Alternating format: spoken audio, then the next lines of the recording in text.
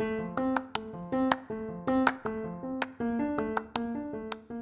you have ever thought about starting your own podcast, you should check out Riverside. Riverside is an online recording studio that lets you record podcasts and video in studio quality from anywhere. And if you click on the affiliated link in the episode description and you buy a subscription, you will also be supporting the podcast. And if you're going to start your own podcast or you just want to continue to listen to great podcasts, you need headphones or speakers. If you click on the Amazon affiliated link, you can get great deals on headphones and speakers. And if you make a purchase, it will also help support the podcast. Both links will be in the episode description if you are interested.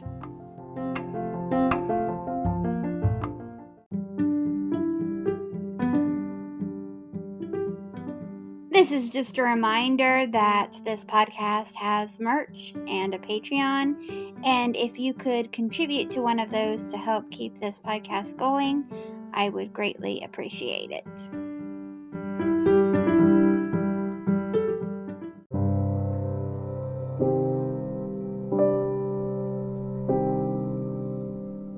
I just wanted to give you a quick content warning before I get started on this episode.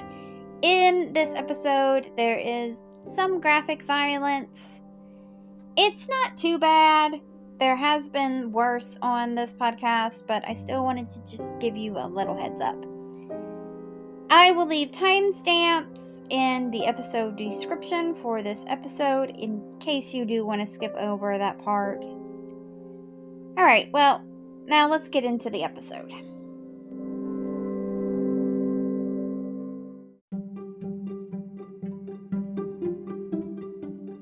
If you have ever had an image of a pirate in your head, the subject of this week's episode is responsible for the image that your brain conjured up. And by image, I'm not just talking about the style of clothing the pirate in your head was wearing. I'm also talking about the attitude and the ruthless behavior. Because the subject of this week's episode was ruthless, and because of his ruthlessness, he became the most successful pirate of the golden age of piracy.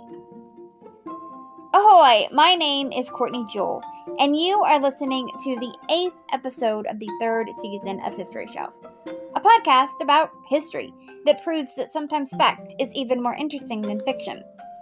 'Tis season 3 o' History Shelf, and I have titled this season, Yo Ho, a Pirate's Life for Me. In this season be all about pirates, the pirates and scallywags that sailed the 7 seas, and some rivers, looking for booty as they made their travels. Some of these pirates came from humble beginnings, while others surprisingly came from well-to-do families. But no matter where or who they came from, they all had one thing in common. They would be pirates. And for this week, I am talking about Bartholomew Roberts.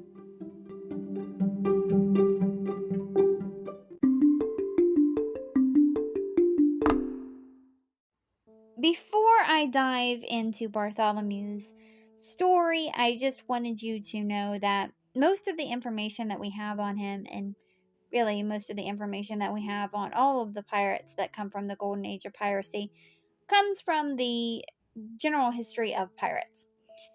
If you listened to last week's episode that I did on Blackbeard, then you know that the accuracy of the general history of pirates has been called into question. Most believe that the text is accurate, but others have their doubts. Some believe that it's just historical fiction. I believe that, for the most part, at its core, that it could be true, and maybe just some details along the way have been exaggerated or twisted. We know for a fact that it did get some things wrong. Like I said last week, the first edition of the Journal History of Pirates lists Blackbeard as a pupil of Stede Bonnet, which is just untrue. So I just wanted to point that out so you could keep that in mind as we go along with Bartholomew's episode. So, Bartholomew Roberts. Bartholomew Roberts was not born Bartholomew Roberts. He was born John Roberts. He may have chosen the name Bartholomew after the buccaneer Bartholomew Sharp. Like I said in last week's episode, it wasn't uncommon for pirates to change their name. Either they changed their name to not bring shame on their family, or they did it to avoid the law. You may have heard Bartholomew be called Black Bart before, or you could have also heard him be called Black Barty. There are two stories on how he got those nicknames. One story is simply he was called Black Bart / Black Barty because he had hair that was dark and a dark complexion. Others say it was because he was extremely cruel. More on that a little later on. He was born around 1682 in Pembrokeshire, Wales. Little is known about his life before he took to the sea. It is possible that he grew up on a farm and that his father was named George Roberts. And that's all we know about his early life. At around the age of 13, Bartholomew was working aboard ships. It is believed that he worked as a sea merchant. In 1718, Bartholomew found himself as the second mate on the Princess of London. This was a slave ship. It took slaves from Africa to Britain. When the ship went to Anamabu in present-day Ghana to pick up slaves, the ship was attacked by pirates. I read a few sources that have this attack happening in mid-1719, around June, and others say it happened in February of 1720. With what I know about the rest of Bartholomew's life, I think that June of 1719 fits better than February of 1720. But what is for certain is one of those pirates was a Welsh pirate named Hal Davis. No one knows if Bartholomew willingly joined Hal or if Hal forced him to become a pirate. So it may have been sort of a William Kidd situation. William was a pirate that I did an episode on 3 weeks ago. Whether he joined willingly or he was forced into it, piracy was something that came easily to Bartholomew. After he joined Hal's crew, that was when he went from John to Bartholomew. Bartholomew and Hal hit it off well. With Hal, Bartholomew sailed to the island of Princes off the coast of West Africa. It was there that Portuguese authorities attacked them and killed Hal. Hal's crew needed a new captain. Bartholomew had only been with them for 6 weeks, but he was the one that the crew voted in as captain. And his first act as captain was to seek revenge. To avenge Hal, he attacked the fort of Island of Princes and the nearby town. The fort and town were destroyed. Then he sailed towards the coast of Brazil. There in Brazil, he raided many ships, including some warships. A large amount of these ships were Portuguese. Bartholomew found treasure fleets heading to Portugal in All Saints Bay. Bartholomew just sailed right into the bay like he was just another ship in the fleet. He took a ship without anyone noticing, and he asked the ship's master to tell him which was the richest ship. Bartholomew then sailed up to that ship and attacked it. Bartholomew sailed away without anyone catching up to him. Bartholomew's attack on the fort of Island of Princes was not the only time he got revenge. In 1720, he headed to the Leeward Islands. There, he set fire to ships in the harbor. He was seeking revenge for the recent pirates that had been hanged on St. Kitts. Bartholomew's next stop was the American colonies. There, he attacked fishing fleets.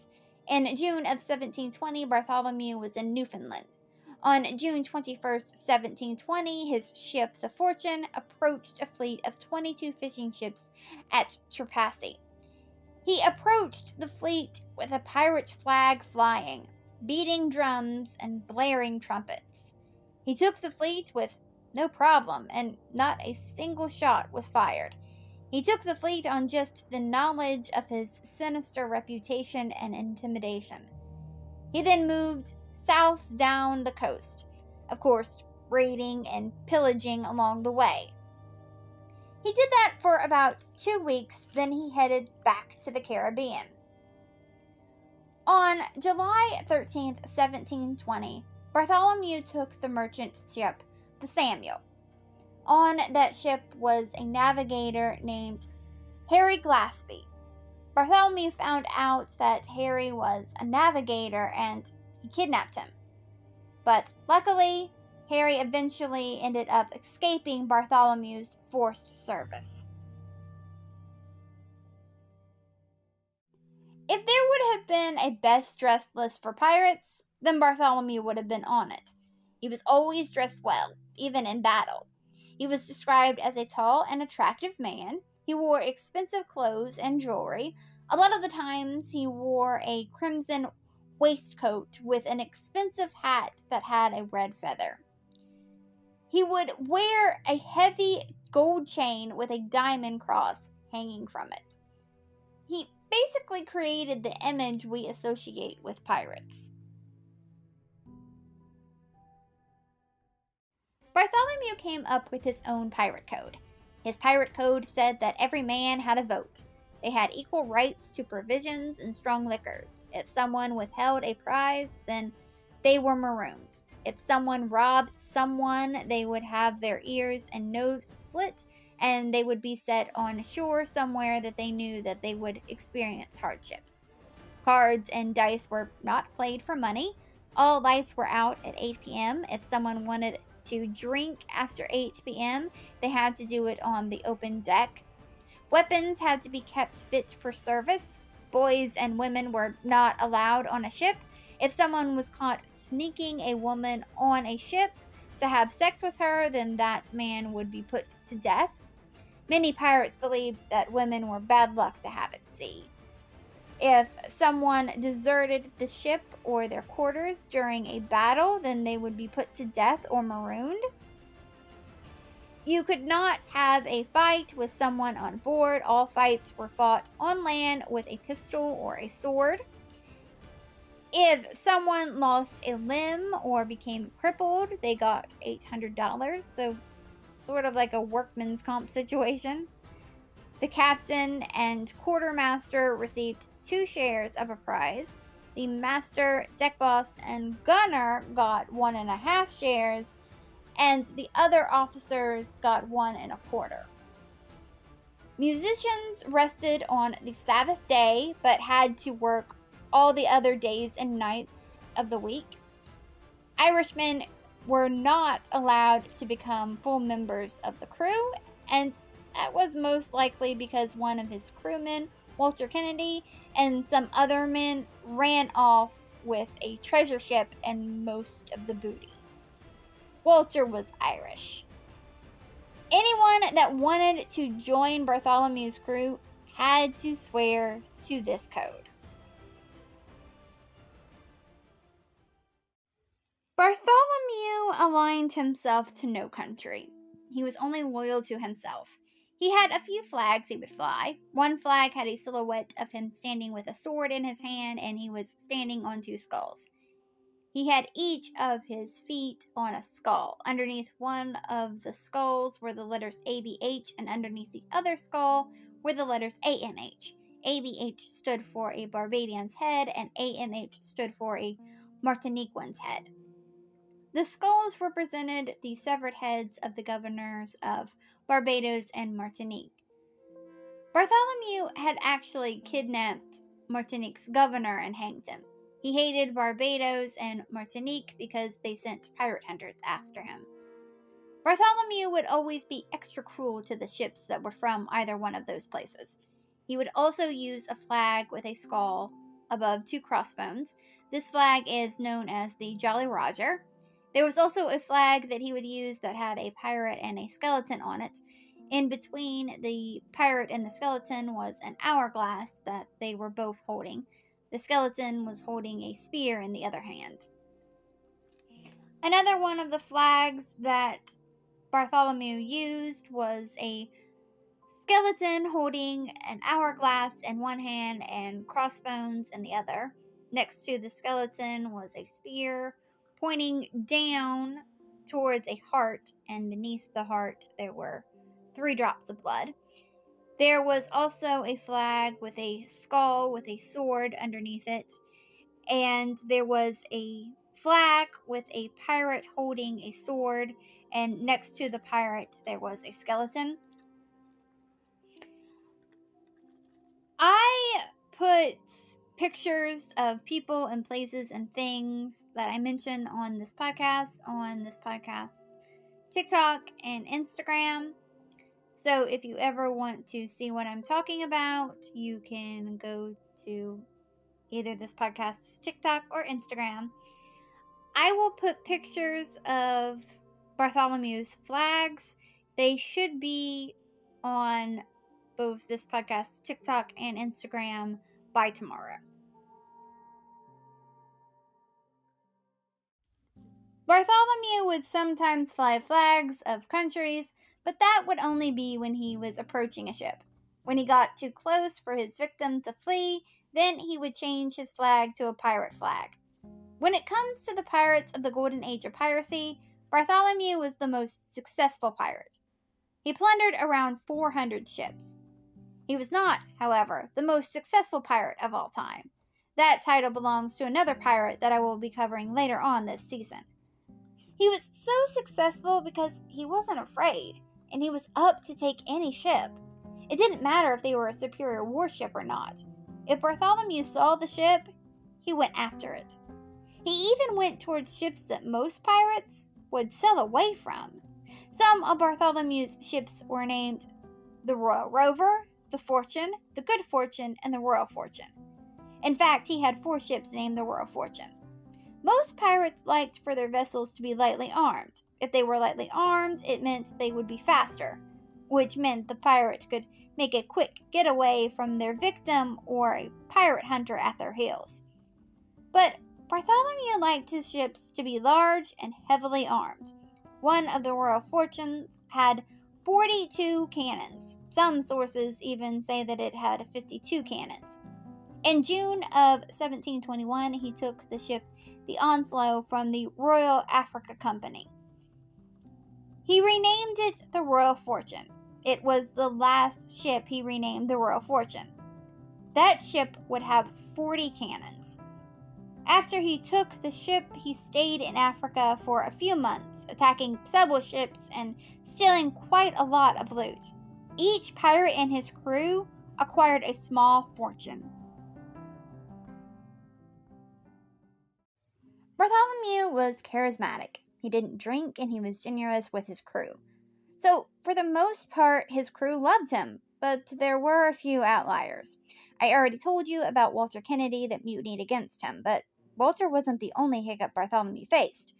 In early 1721, Bartholomew had some discipline issues. He ended up killing one of his crew members in a brawl, and in response of that man's friend attacked Bartholomew. This caused a rift in Bartholomew's men. Some wanted to break away from him. They wanted the captain of one of Bartholomew's ships, Thomas Anstice, to break away from him, and in April of 1721, he did just that. Though he probably should have stayed with Bartholomew because Thomas was an unsuccessful pirate. I told you that Bartholomew was a charismatic leader that made sure his crew was taken care of.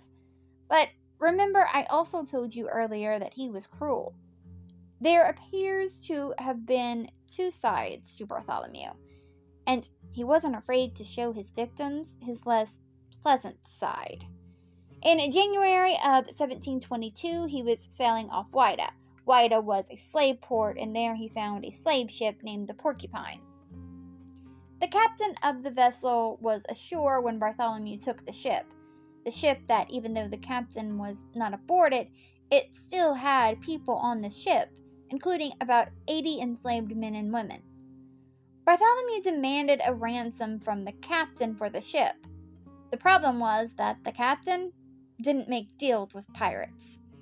So Bartholomew's response to the captain's refusal was to order his men to cover the ship in tar and burn it. But Bartholomew didn't want him or any of his men to waste their time by unshackling the enslaved people on board. So the slaves were left with only two options. 1, perish in the fire, or 2, jump overboard.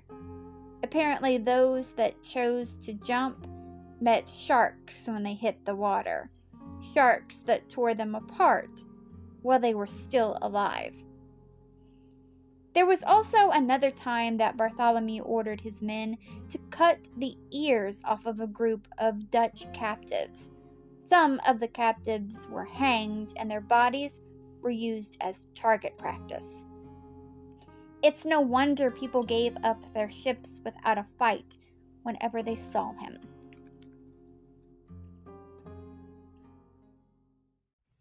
Bartholomew gave a reason for his piracy. He said, quote, "In an honest service there is thin commons, low wages, and hard labor. In this plenty and satiety, pleasure and ease, liberty and power. And who should not balance creditor on this side, when all the hazard that is run for it, at worst, is only a sour look or two at choking? No, a merry life and a short one shall be my motto." End quote. And a short one was what he got.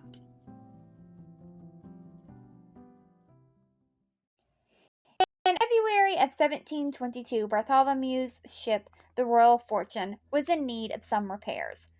He was repairing his ship off Cape Lopez in Gabon when a large vessel sailed by him. The ship turned to flee when it saw him. Bartholomew sent his consort vessel, the Great Ranger, after the ship.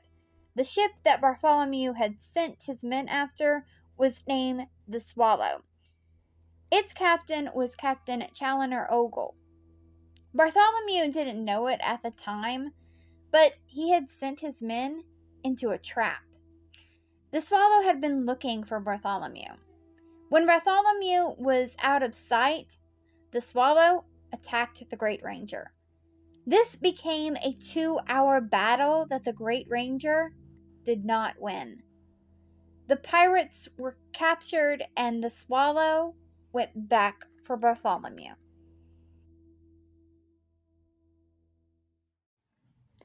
On February 10th, 1722, the Swallow saw the Great Fortune still at anchor.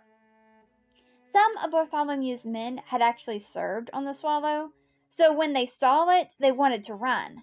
But Bartholomew was never afraid of a fight. Bartholomew was killed at the beginning of the fight when a grape shot tore out his throat. His men then threw his body overboard because that was actually an order he gave them if he died at sea. His men surrendered within an hour. 152 pirates were sent to Cape Coast Castle for trial. 52 African pirates were forced back into slavery. It was actually not uncommon for slaves to become pirates. Some pirates would give slaves the choice to join their crew when they raided slave ships. Some slaves saw a life of piracy as a better option than a life of slavery. 54 pirates were hanged. 37 pirates were sent to the West Indies to serve as indentured servants, and 9 pirates were able to prove that they were forced into piracy, and so they were acquitted. Bartholomew has been a character in many novels. He is one of the 4 pirate captains mentioned in Robert Louis Stevenson's novel Treasure Island. He is the protagonist in The Corsair King by Moore Yokai, The Devil's Captain by Philip Shea, The Requiem Shark by Nicholas Griffin, and The Devil's Captain by Frank Sherry. Glaspie's Fortune and Glaspie's Pirates are about when Bartholomew kidnapped Harry Glaspie. Those novels were written by James H. Stresser. There have also been many novels and poems in Welsh written about Bartholomew. In the novel and film The Princess Bride, Dread Pirate Roberts was inspired by Bartholomew. In Pirates of the Caribbean, Bartholomew and Henry Morgan are mentioned as the founders of the Pirate Code. In the manga and TV series One Piece, there are characters named Bartholomew Kuma, the Tyrant, and Bartolomeo, the Cannibal.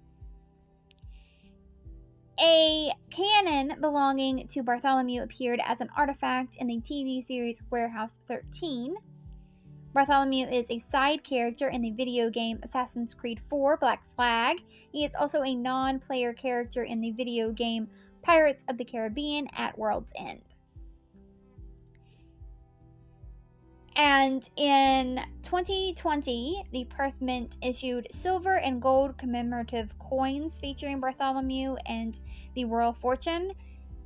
Also in Casanubach, that is the village that Bartholomew was born in, there is a memorial stone for him.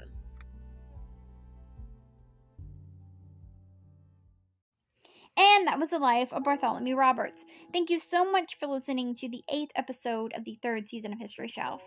There are 15 episodes planned for this season. Next week's episode is going to be about Stede Bonnet. I hope you come back for that. A few things before we go. If you want to follow this podcast on social media, the TikTok is at History Shelf. The Twitter is at History Shelf Pod. The Instagram is at History_Shelf_pod. The Facebook page is History Shelf Podcast. And the Snapchat is History_Shelf. If you want to help support this podcast financially, there are a few ways you can do that.